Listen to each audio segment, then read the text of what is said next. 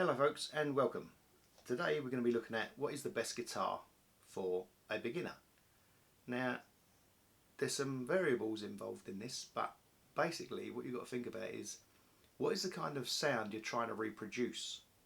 That's the key, because if you're thinking about playing like, I don't know, Taylor Swift or Bob Dylan, they're two distinct different sounds. And what I discovered a long time ago is that if you haven't got the right guitar, you'll never sound like the music you're trying to replicate. For example, I was very keen into the Beatles back in the Sgt. Pepper days, and also Pink Floyd. Now they're two distinct different sounds. Both of them were progressive in a sense. The Beatles were very revolutionary in the way they used the studio. They used the studio as an instrument actually.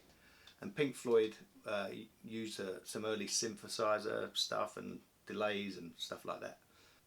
It can be a little bit annoying when you're trying to play a song that you like and you've got the wrong guitar, but you don't know you've got the wrong guitar because you don't know nothing about guitars. So it's not really your fault. It's not a problem, because a Fender sounds like a Fender, a Gibson sounds like a Gibson, a Takamine sounds like a Takamine, a Gretsch sounds like a Gretsch. They are all very distinctive sounds.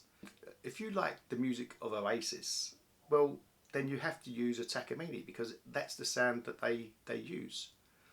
The same with the Beatles. The Beatles used, like George Harrison used to love a Gretsch, used to love to play a Gretsch. Paul McCartney played some weird thing, I can't think what it's called. Oh, Hofner bass.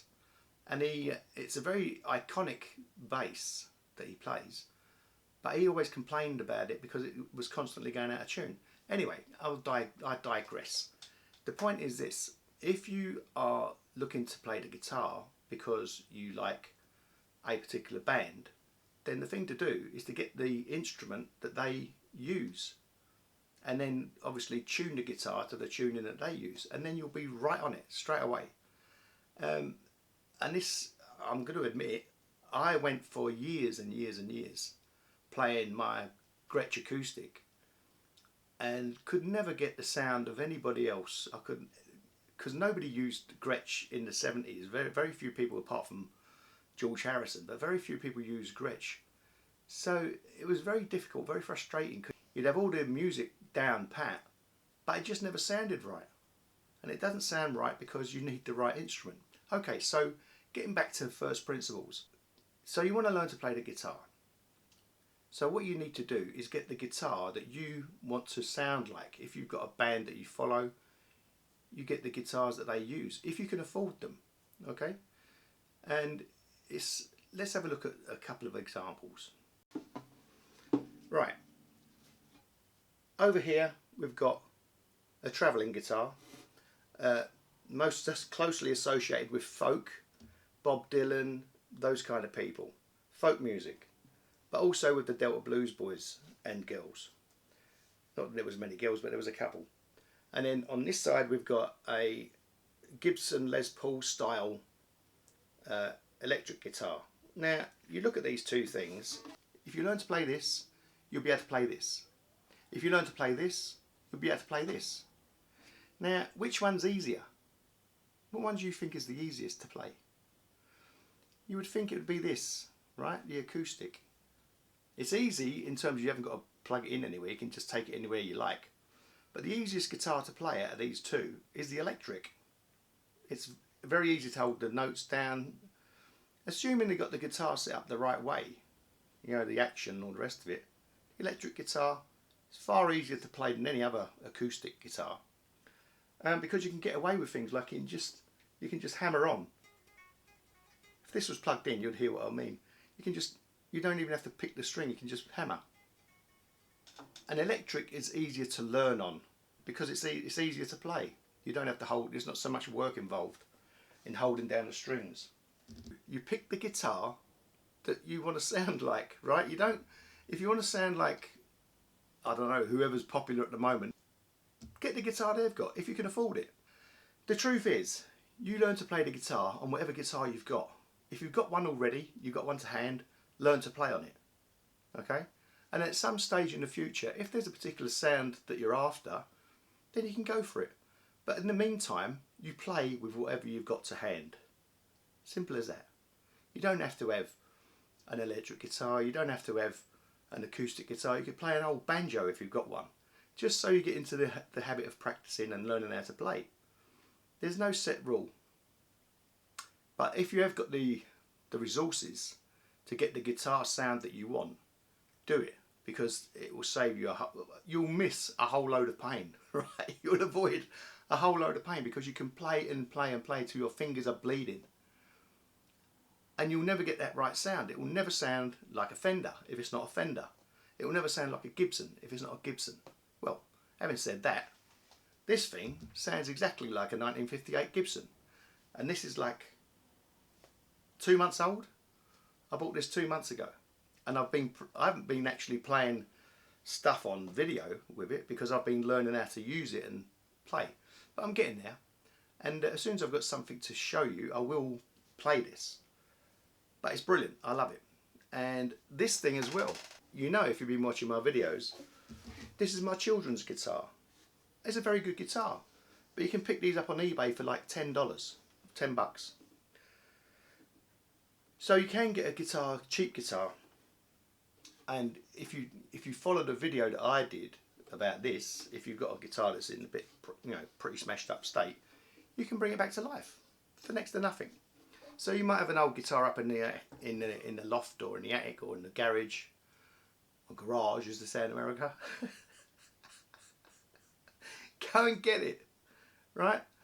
And fix it up, get it going, and then you can just play. The important point is to practice and enjoy what you're doing. So this is what I'll go back to my first principles again, a priori, as they say. What is it you're trying to do? Who is it you're trying to emulate? What kind of sound are you trying to go for? And then take the appropriate action to get that sound. Now that doesn't mean you've got to go out and buy £58,000 worth of stuff. Just do what you think's right.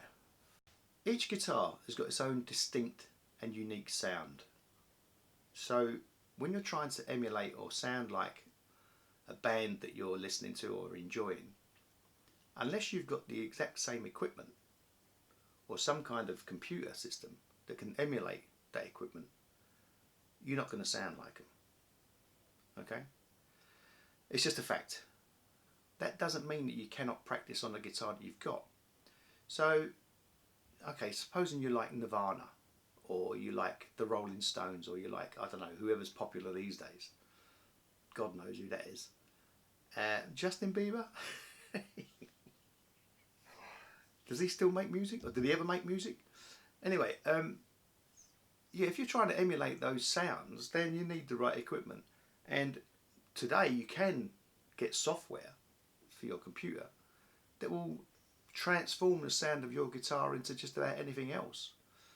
But to be honest, there's nothing like the real authentic sound of a proper guitar.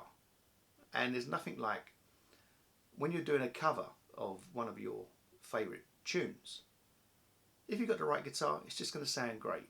If you haven't got the right guitar, you know it's not going to sound right.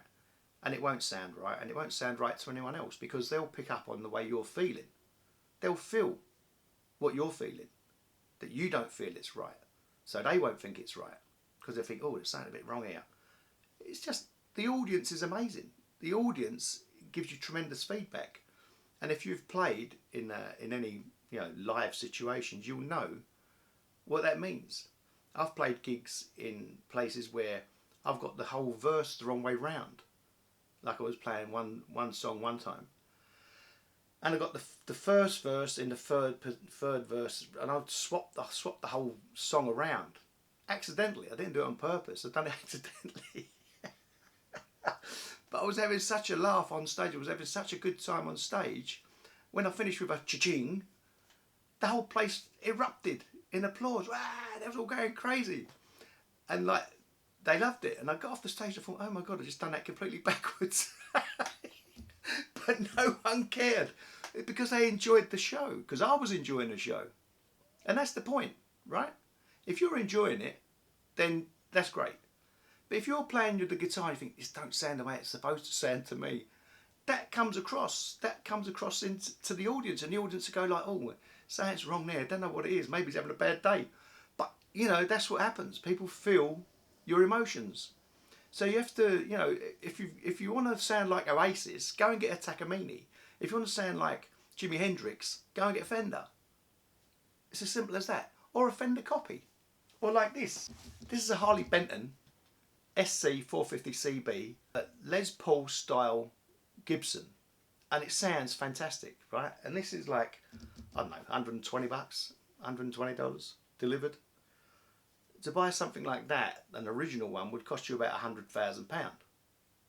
But this sounds exactly the same. So when you're playing this, you feel confident. You feel confident you're getting the right tone. Now, tones are very important. In the next video, I'm going to talk about tone and using an amp. Yeah, how to get the best tones out of your equipment, your setup. So that's it for now, and I'll see you next time. Thank you for watching, and do subscribe, hit the like button or hit the dislike button. Either way, I don't care. Just hit something. Thank you again. Bye-bye.